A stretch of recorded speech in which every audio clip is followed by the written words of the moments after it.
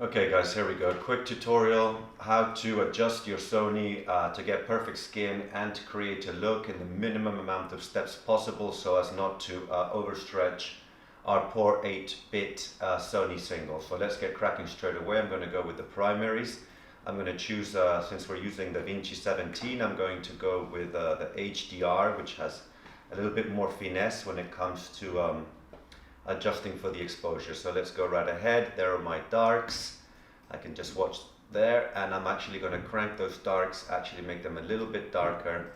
And what that's going to do is actually create a bit more separation. Okay, so let's park it around here, and I'm quite happy, and I'm going to add a little bit of saturation there to compensate. Okay, shadows are here. I'm going to bring them down ever so slightly, since I'm going to do the same with the light. I'm actually going to increase the light, so let's go the other way. No, let's go down a bit. There we go. There we go. Specular light and highlights. Let's take a quick look at the highlights. Let's bring them down a notch. Be careful not to do it too much or you're going to destroy the image. And again with the specular, I'm going to bring it down a notch. Okay, so I'm already brought a bit of contrast just by adjusting my exposure really. I'm going to go to temperature and tint, and I'm just going to ballpark this for now. Later on when I adjust the skin, I'm going to finer adjust. So I'm just going to add a bit of warmth, and then I'm going to compensate that by taking away a little bit of the magenta that's prevalent on the skin. Don't worry, we're going to get to it right away. So here's the skin, and here comes the wonderful DaVinci 17. Okay, here's the person. We're going to here get our strokes, select our person of interest, select our person of interest, click on the highlights. Now let's blur that radius, say by 25. There you go, it's created nice soft edges. I can now get rid of my strokes, and I can now create a temporary power window just so that I can nail the skin.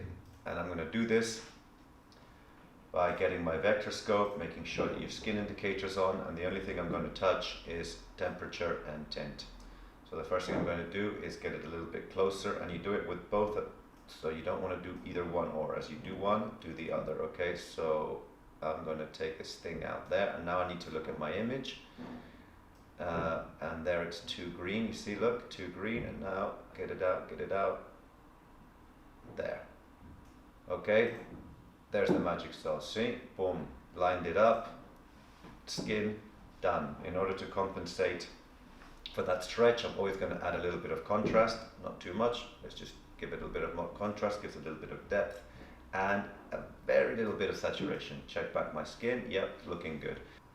So now that you've got your skin, don't forget, like I did, that you have to track it. So magic mask, press play. Right here you can see the mask like so.